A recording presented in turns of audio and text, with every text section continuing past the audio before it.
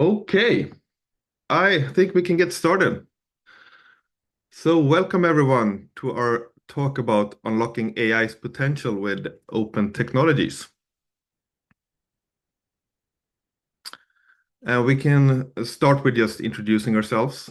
My name is David Holmlund. I'm a Chief AI Officer at Digitalist. Been working in the industry since the late 90s and been interested in AI since the late 80s at least.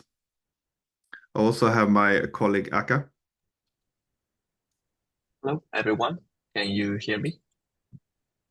Yes, I am Aka, and I am AI and cybersecurity specialist in Digitalist. I've been working in the field for a few years as well. I'm very happy to, and it's an honor to be in here with David to host this webinar. David. Yes, so what is open tech anyway? Uh, for us, open tech means we use open source technologies as well as open standards to create a common good. And Digitalist, we can say we build business critical IT solutions for both the private and public sectors. And we use our this open source knowledge as well as a ISO certified delivery, basically to benefit society. Uh, So as you can see, we are ISO certified for quality, environment, info security, working environment, etc. We're also a great place to work certified. And like I talked about, most of our clients are in the public sector, NGOs. We have a lot of unions as well as clients in the private sector as well. But we're not going to get stuck talking too much about that right now. So the agenda for today, we're going to start with a short introduction, and then we're going to go into the importance of having an AI policy before you start working with these kind of things. We're going to talk about why to even use open technologies with AI. Going to go into details about AI hubs, agents, and RAG technology. We're going to do some demos of open source tools and some demos of AI enhanced applications. And then if there's time at the end, we will have a short summary and a Q&A session. And if we don't have that much time for the Q&A, and if people can stay for a while, we can have it later, or you could just contact us. There should also be a Q&A part of the webinar where you can ask questions during the session. All right. So what is the purpose of this webinar? So in this talk, we'll explore the strategic advantages of open technologies and AI. So we'll focus on showcasing practical open source alternatives to proprietary AI services and basically demonstrate how these tools can enhance your operations. So our focus will be on the high-level benefits and real-world applications rather than deep technical details. So we're not going to talk, for example, in detail about open models and how to train them and such. We will focus a lot on showcasing and demoing different open source alternatives. But before you start with anything, I think it's super important to set clear guidelines regarding AI and ensure that everyone understands and follows them. And in short, that means to create an AI policy. Because it is our experience that, people and employees going to use AI no matter what. So you might as well make sure that you have a clear policy and clear guidelines on how it can be used beforehand, even if you haven't implemented AI in your workflow yet. So this is super important. And we have a blog post about this on our site and how you can write an AI policy. And we also have a link to our own one if you need inspiration. So why is this important? And we can take a few examples we've seen happen in real life. For example, a writer pressured by deadlines uses AI to quickly conduct research and produce articles. And this is super effective. But we're getting a bit sloppy in fact checking, and proofreading leads to the publication of incorrect and hallucinated data. And that can damage the website's credibility and the brand's reputation. So this kind of highlights the importance of always proofreading and fact checking the results, because most of these large language models, they are not fact machines. Super important. So always read the results, even if it was good the first 9 tries. Or another example, you have an actor in the healthcare sector under pressure to stay ahead, implements AI to improve patient care by analyzing patient data. And this data is sent to a cloud service outside of the European Union, and the terms allows training on patient data and also the sale of such information. And this would, of course, risk patient privacy, the company's reputation, and as well as legal consequences. So the lesson is basically to read the terms and conditions and make sure you understand the legal aspects. And of course, the last example, which we have seen happen, is an employee attempts to analyze customer data using a popular online AI service. And then it inadvertently leaks sensitive information, violating protection policy in GDPR. And this also risks legal consequences and loss of customer data. So the lesson is basically know what services you're using, especially if they're free services you're paying in some kind of way. All right, but why use open technologies? So some of the benefits we see with using open technologies with AI is, of course, control and data security. You get greater control over your data security, where things are stored, where they are sent, etc. You have flexibility, and you can avoid vendor lock-in. So you can most of the time seamlessly switch between different vendors. You're not locked into just using one service, for example. And we get into details about that soon. And of course, you have the community contributions, continuous evolution. So that means that all of these solutions will evolve through community contributions. That's the whole point with the open source. And some of the most important thing, the cost and the customization benefits. And this is like reduced overhead costs. You can avoid costly per user fees for multiple proprietary services. So you can consolidate your AI tools to eliminate redundant subscriptions. For example, you might have a subscriptions to ChatGPT Teams, and you have a subscriptions to Midjourney and Perplexity, and these amounts can kind of ramp up pretty quickly if you pay and you need a lot of different services. It becomes very, very expensive if you have many employees. You can also save on other licenses, feed, and expensive solutions. Kind of reduce the financial burden of scaling AI for your organization. And you also have extensive customization, so you can tailor these tools to meet specific business needs without having any extra costs. You can adapt and extend functionalities as required, kind of free from vendor restrictions. And again, you will benefit from the community-driven improvements without additional charges, because many of these tools are moving very fast. And if it's not doing that in one project, another one will come. And we kind of divided up what we're going to talk about in different parts here. We're going to talk about something we call AI hub solutions, kind of like centralized and agnostic connectivity. So these are hubs that can connect to multiple AI models and services and kind of act as a unified platform for managing AI across different channels. And these are very scalable, cost-effective, and flexible for various use cases.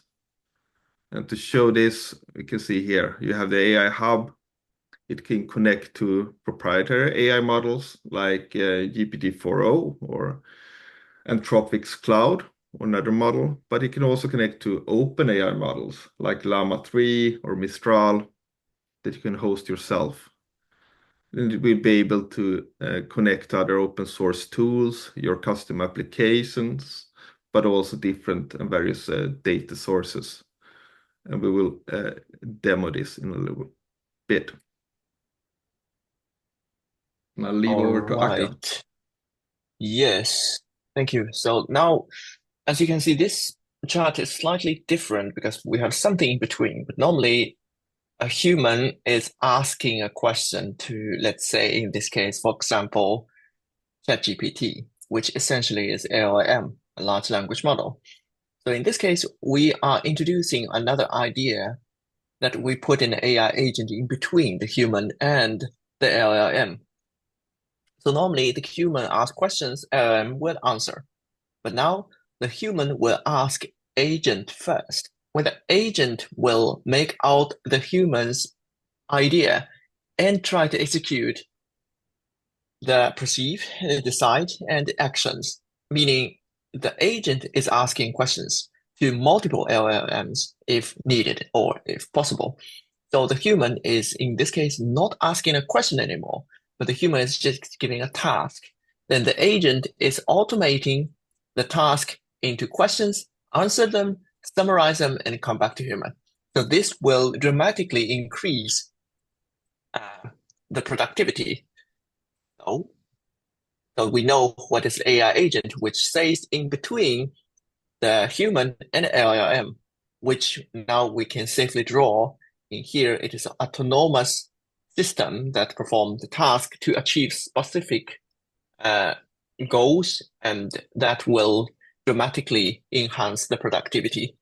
And also, by the power of the open technologies, it's easily customizable and easily integrated. And also, of course, it's very smart and intelligent for automation. Yes. And then, of course, well, this new thing itself will sometimes go wrong as well. As you can see, here is a very high spike, meaning that the AI agent is creating a huge amount of cost by requesting the API calling. But that is resulted by an improper operation for the AI agent. For example, I'm asking a question. Hey, I want every search result from Google. Okay, then that is a huge task and impossible to finish by a human. Normally, a human would be, oh, that's not impossible. Oh, that's not possible. But the AI agent will still go ahead and do it. So then that actually come back to a human factor that we need to have a policy on how it will be used. But this is an iceberg of what it is doing. But of course, I think it will greatly benefit if it is correctly used. Yes. So in other words, be careful with using agents and how they're configured, and especially educate people if they're going to use agents themselves. All right, so it's time for some demos. And we're going to start with demoing a few tools. We have AnythingLLM. We're going to highlight some RAG functionality. We have Big-AGI. We're going to demo what's called Beam. Dify.ai, we're going to demo the workflow functionality. And then last but not least, Crewai. We will going to focus on just AI agents. So we're going to start with AnythingLLM, which is our kind of main AI hub. And we're going to talk about something called retrieval augmented generation. And I'm not going to go into this in detail, but very shortly, it's all about being able to chat with your own data sources. And then using that information as a combined input to the large language model. So basically, you will add your data sources. This could be your knowledge base for your company in a vector database, which will be stored as high-dimensional vectors.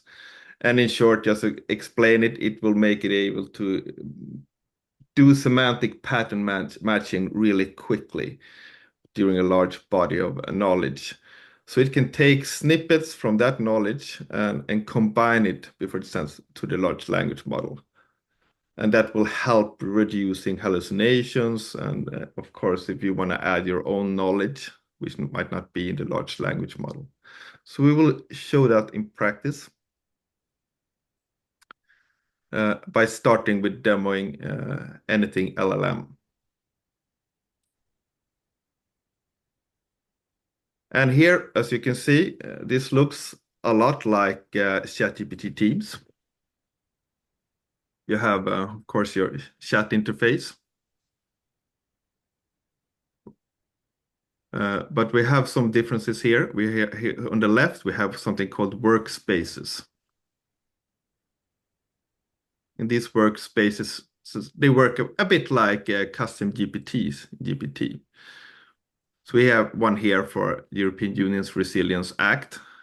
We create a thread, and we ask about this act. What is it? And we get an answer. But we also see that we get a citation here with a reference to a document about the Cyber Resilience Act, a PDF. And this is the RAG functionality. So these are the snippets it found in the vector database about the Resilience Act. And if we go into the workspace here to check the settings, see we have general settings, of course, like the name, profile. But we also have the workspace settings. So we can see here we're using Anthropic's Cloud 3.5 Sonnet, the new model from Anthropic. For this workspace, we have a system prompt, the instructions for this particular. And we have the temperatures. This is basically how random and creative will the responses be. So you can make this higher if you want really creative writing, or lower if you want really factual answers. There's also other settings, like you can have a query mode if you just want to query the data. There is settings for the vector database. There's also agent skills we can add to this workspace, like long-term memory that's being saved down. You can summarize documents, scrape websites, generate charts, do web searches, or even work with SQL databases. But the most important things is in this RAG functionality, where we embed documents. Here we can see we embedded a PDF about the Cyber Resilience Act into this workspace. It can also be pinned if it's really important. And here we have all the documents, which can be put into folders and be organized in that way or searched. So you can upload basically any kind of text file, CSV, spreadsheets, audio, PDFs, and all that. You could also fetch websites. And there's also connections that can be done to a GitHub repo, can transcribe YouTube videos, can bulk link scrape full web pages, connect external systems like Confluence. So you can add your knowledge base in various ways.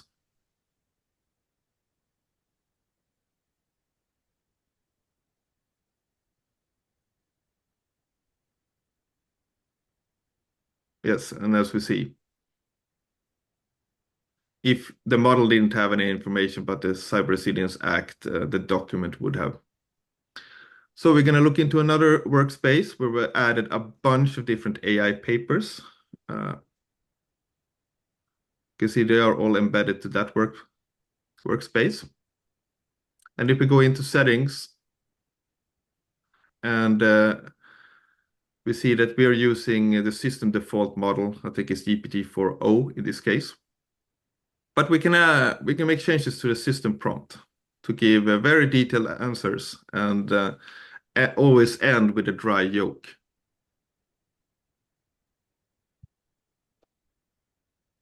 And we update the workspace. So if we, in this case, in this new workspace, the AI papers, we give it a question to explain the transformer architecture for AI.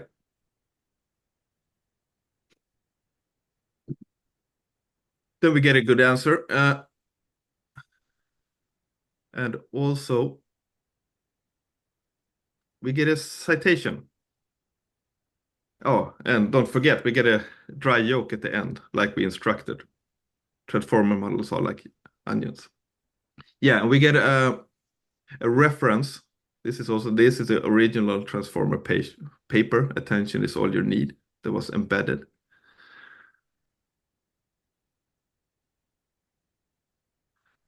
But let's make a more practical example. We have another workspace called Best Company, where we embedded a document about this company. So let's ask it a question.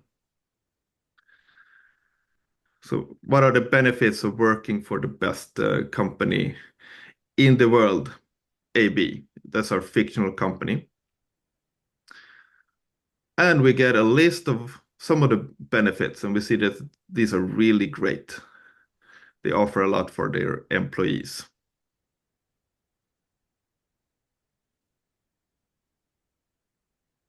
And we get, of course, the reference to this document that talks about this company. This is just something I made up. But we see we have a bunch of different benefits here. So this could be used as asking like a knowledge base. And if you ask a specific questions like, do you have a development budget? You see here, yes, they provide a development budget of $10,000 per year per employee. And you get the citation, so you can actually check that it's correct according to the document. So let's say we want to use this workspace in our intranet. We can embed a chat widget for this. So here we have settings for this chat widget. We can have max chats per day, per session.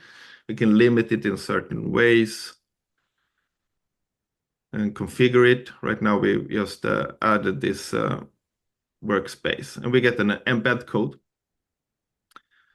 So we'll embed this on a simple web page we have here. Here we see the chat, the widget can be embedded on any web page or an intranet. And if we ask it a question that only this workspace would know regarding development budget that we have in this document, it should answer that correctly. Yes, $10,000. So it will use that workspace. So you can embed any type of workspace that knows your knowledge base on basically any web page with this chat widget. Could also embed this deeper with API as well. But that's a simple example. So like I said, these are agnostic. So we could add basically any big AI model from OpenAI or from Anthropic, Google Gemini, local models. Most big providers are supported and will be added to this. So you can use, this is Llama, so I can run local models on my computer offline, so like using Llama 3.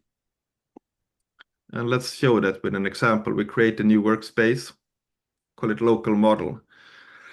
Let's say I'm going to work with very sensitive data, so I don't want it to leave my computer. I will run it fully locally and offline. I run Llama 3 on my laptop. So in this particular workspace, I can just ask it to make sure we're running the correct model. And we see we're running Llama. So this could be run without any risk of data leakage. So for sensitive data, you could have workspaces running local models. Could be local on a computer, or it could be local on your own server.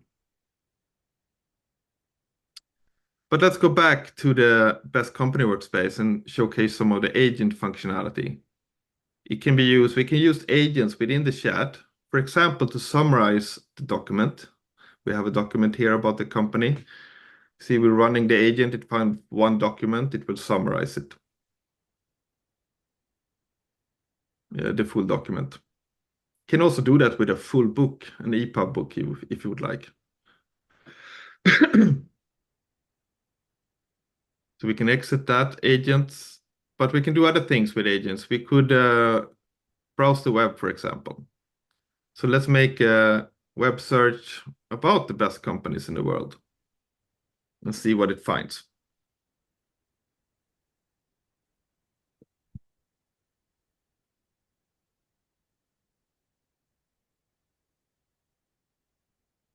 And it will search, it finds 10 results, and it combines them with links, etc. Let me see. Oh, Amazon is one of the best companies in the world. I don't know. But it finds different results and will combine them.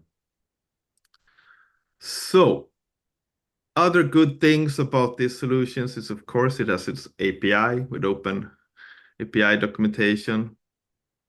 So you can integrate it in other ways. It has user management, a deeper level.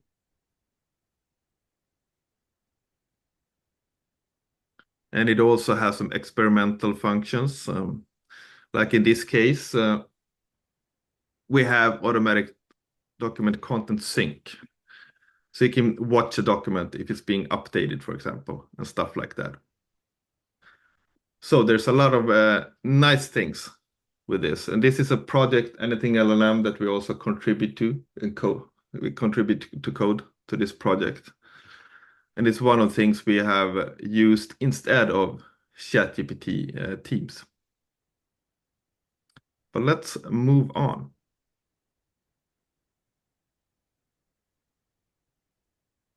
See. So let's talk about, yeah. Yes. Let's talk about this Big-AGI, which is another open source project that we have been contributing to. But instead of the chatting functionality, I wish to show you another functionality that other than all those chatting functionality, of course, they are already better than ChatGPT, which is called Beam. We can go to the demo in here. So this is the main interface of this Big-AGI. And how about if I'm thinking, okay, I want to organize a summer party in Helsinki, and I want a plan. Well, normally I would like to ask ChatGPT, yes, of course. But now if we choose to beam it, then it will actually enable 3 models to run for you at the same time. And in that sense, you probably will be, the user would probably go to 3 different websites and try to ask the same question. But now you can see everything in one place. And the funny part, or the very interesting part, is that after these 3 models finish their job, but now it seems to be they're still working on it. And well, this is also somewhat a benchmark about how fast, but well, in here the speed is not it's not an issue because they are all very fast in my opinion. So the interesting part in here is to combine these answers. And as you can see, here are a few options: fuse, guided, compare, and custom. Okay, let's add a fuse. But who's going to fuse them? Okay, as you can see on the right side, this is the merge model. We use GPT-4o to make a combination of all these 3 answers from different models. And the GPT-4o is now working on combining all the contents from these 3 models. And it's giving a quite comprehensive answer. But how about, like, it has basically everything that it's mentioned in these 3 models. Yeah. And then I am thinking that, well, these are very detailed, but I think I wish to maybe have a little bit more customization, although all the points mentioned in these 3 models are all here. So we could actually use a guided method to combine all of these. This one is also running on GPT-4o. Like GPT-4o is going to merge them and try to make a checklist. So now I can pick which one I like to have in my conclusion, or I like to have in my answer, which ones to leave out. I can choose in the list which one I wish to have, and then it will generate the answer for me, including the ones that I picked, and leave out the one I did not pick. So that is giving a little bit more customization and a bit more freedom. And now we come back to the compare method. So this compare is kind of like not merging these three, but making these three answers as competitors and try to pick up which one is the best. So now it is actually also giving a scoreboard. So it said that response one, in its opinion, is the best. But of course, we can add more breakdowns. We can add more models, more ways to combine them. Like we could even customize the way to combine them. Well, there is a little bit prompt engineering required in here, where we probably don't go any deeper from that. So this is the highlight for Beam, which you utilize several models to give you the answer and merge them in a very nice way. So we can proceed. And here there is another open source project in the community called Dify, or Dify. So we highlight the workflow and also the API on this solution. So the workflow works. Okay, so here this is the interface of the Dify, and as you can see, you can create already quite a few projects in here. It's not the workspace, but the project. So let's get into one of them. So as you can see, this is the workflow very obviously, and in this workflow, and I would say this is a very simple workflow to start from. It has the knowledge retrieval, LLM, and it will generate the answer. First of all, let's take a look at the knowledge retrieval. This is quite similar as my colleague David introduced in the other tool, AnythingLLM, that you have a knowledge base. So this in here, knowledge base is in clusters. In each cluster, you will have files, and those files are already indexed and chunked into small pieces ready for use. And of course, you can add a new file by dropping file here. Of course, now we have a file in here, which is my cover letter, just to test it out. And we can test it out, how it is retrieved. And also we can fine tune how the text is indexed by applying this embedding model. So now let's go back in here. And this is Llama 3 70B model, which is running on the LLM. And we could also customize the prompt, the system prompt over here, and it will retrieve the knowledge from the knowledge base, from this knowledge retrieval. If we publish it, then we could update it and publish and open. And of course, this has the embedded to the website function that David already showed, but this platform also has this feature. And also another highlight is that if you don't want to embed it into your website, but you could still use it as an API access. So now let's go ahead and try to run this app. Let's create a new chat. This is a chatbot. So let's try to just jump into the topic. Since my knowledge was, do you know about Akka? Then apparently it is answering who is Akka according to the knowledge I feed into this workflow. And as you can see, it went through the whole workflow trying to reach the answer. Now let's ask another question about Akka. It's a very detailed question. For example, did Akka work with MIT? then it will still also go through the process and give an answer. Yes, Aka has been working with MIT and so on. So that is, if you ask a detailed question, then it will also try to find in this knowledge. Besides this, we have a little bit more complicated workflow. This workflow itself essentially is a combination of a few workflows that we just introduced before, and it will categorize the question into different directions according to the different themes. And you can, in each theme, you can have different knowledge retrieval for different documentation, different citations, and run in an LLM and give an answer. If it's not going to any, then it will jump out. Also, you could do not in parallel, but you can link all the LLM up to different levels. So this is like a 3-step translation. So it's not only translating, but it also tries to get the terminologies. And of course, it has the API access, and also you can access the work logs.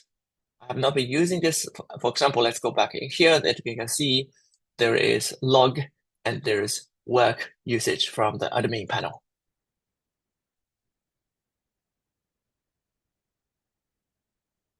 So then I think we will still go back to the Explore page. And as you can see, you don't have to start from scratch, but there are a lot of templates of this workflow and agent that you can choose from. If you choose agent and you choose from template, there are already quite a lot of template from the community ready-made that you can test out. As we know that the agents need to have the tools, and also there are a lot of tools in here ready-made for loading into the agent.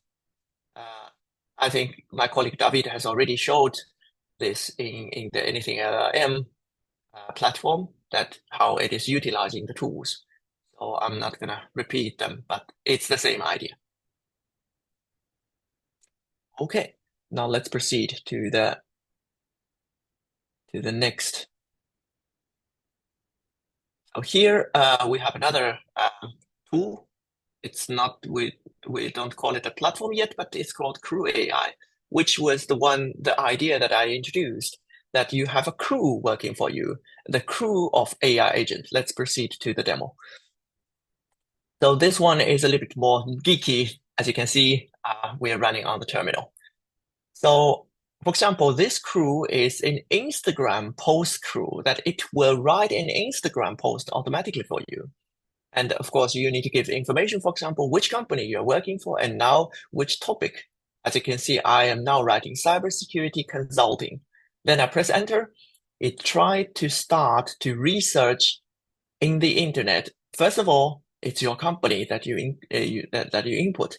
So it will try to understand what is your company doing, and then it will try to research in the internet about the cybersecurity consulting in general, and also give back what is other companies offering, meaning rival companies offering. What are they doing? And then, of course, it will need to have the knowledge about other companies offering. Then it will actually go and find quite a few companies, and also try to search unique selling point of the cybersecurity consulting. So I must say, it is quite creative in this way. And then it tried to put in these questions into the query, and it will ask the rival companies, and including also Wikipedia, that what is this company doing? And then it will go back to the Instagram and try to find any related post in the Instagram that what are other people posting about cybersecurity consulting. Then it would generate an answer. And at the same time, this AI agent crew will also generate a mid-journey AI picture, but it will not do that for you, but it will generate a prompt for you to create this picture. And finally, we came out with the answer, and it came with a post copy, and also your mid-journey description. And then there are three options. And at the meantime, it will post this post to the Instagram automatically. Of course, after your approval, it will post it fully automatic. Yes. So that is the AI agent in action. All right. So Oh, we're also going to show some AI-enhanced applications, basically everyday software tools that we can augment with AI capabilities to improve functionality, efficiency, and user experience. So we're going to show Obsidian, Neovim, VS Code extension, as well as Directus, how you can implement it in a CMS. See, we're kind of running out of time, so let's just get going. so here, this is the Obsidian.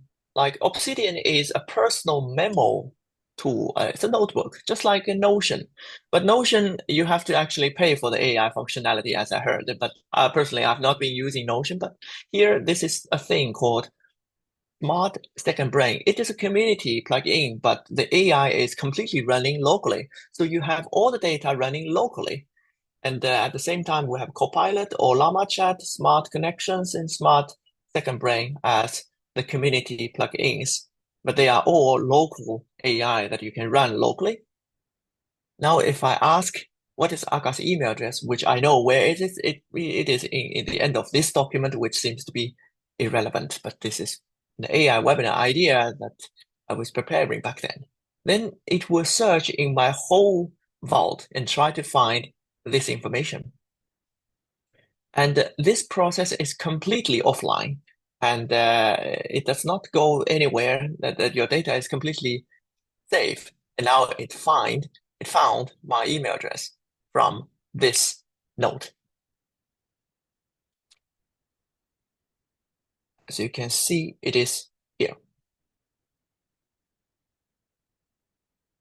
Then let's see. Here is another tool called Copilot. I will need to feed this document in. And for example, searching a thing is kind of easy. You can basically search for it. But now let's do something complicated. For example, I want a summary of this document. Then, of course, since we have an AI, then you can ask anything that an AI can do. Okay, I want a summary, and now I want a suggestion how I can improve this document or this note. Then, of course, that is coming. So I think people are already not anymore surprised by this, but yes, this can be done completely locally without consuming any API call and money. Okay, let's jump to the next.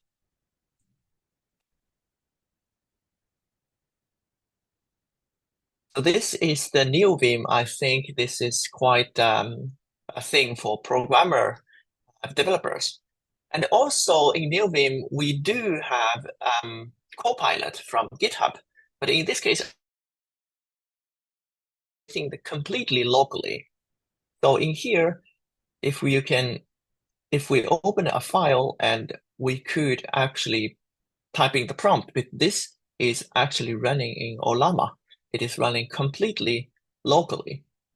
And if I say, I want to explain this code and I want to give a suggestion, I want the AI to give a suggestion. As you can see, it is writing the suggestions in here. If I want a detailed explanation about each sentence or each function, it can also give you those very detailed explanation about how it is done.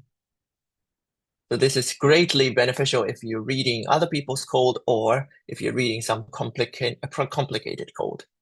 And at the same time, well, as we know that the Copilot can generate code itself, and in here, this can also do, as I already explained, that this is running on completely locally on Ollama. So, as an example, I wish the AI to write me the code to recognize which operating system I'm now running. So I just type in the prompt in the human language, And then it will actually give you this code. Well, of course, I need to specify which language it is, and then it explains the code and give you the code. Now I can just remove the remarks and boom, we're done.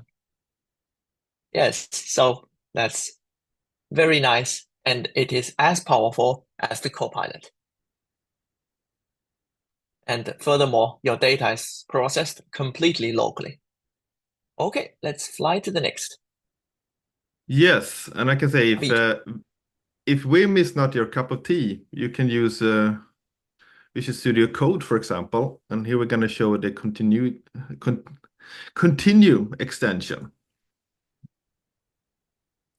And here we have some Python code. And this works the same way. This is running totally locally on Ollama DeepSeek Coder version 2.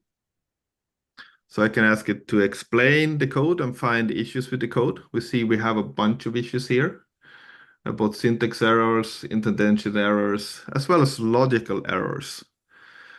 And it will find all these issues and suggest a correct version of this code. So you see it didn't only find the typos and syntax errors, it also found the logical errors.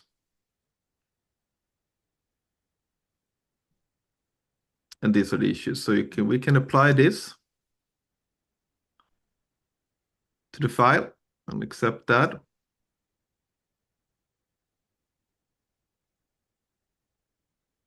And besides basically chatting with your code, you can use other things. You can ask it to comment or in this case, write tests for the code.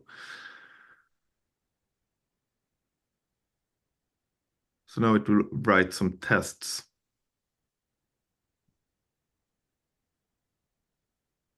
Like I said, this works kind of like GitHub Copilot, but this is open source and I'm running it offline locally. And you can choose which model you would like to do. You could also connect it to GPT-4 or proprietary model if you like as well. But there's a lot of alternatives. That's the best one we've been using for VS Code. And now a quick last demo. We're going to show how you can integrate this to a CMS. In this case, we have Directus. And we're creating a blog about AI skateboarding. And we already written a text, but it's full of typos and bad grammar, as you see. Well, AI can be integrated in various ways. Here we have a few tools. We have fixed grammar and spelling. We can run that basically fixes all the spelling issues and the grammar in this text, as we see. I might like an image for this, an AI-generated image. So I can run that.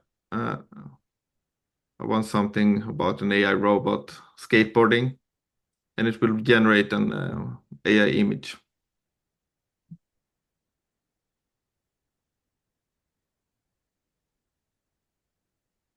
And yes, so we might want to do other things like a short summary based on this body text can be generated. Or you might want to run other actions like a prompt writer so you can tell it what to do, basically. And in this case, I wanted to translate the text to German. And it will translate the body text to German. Just a few examples in Directus. You can set this up as flow so you can make it work any way you like. You could, for example, have it inline in the editor, for example. It might be a bit more user-friendly. So, yes, I think we're running out of time. So if people have questions, you can email them to us later on.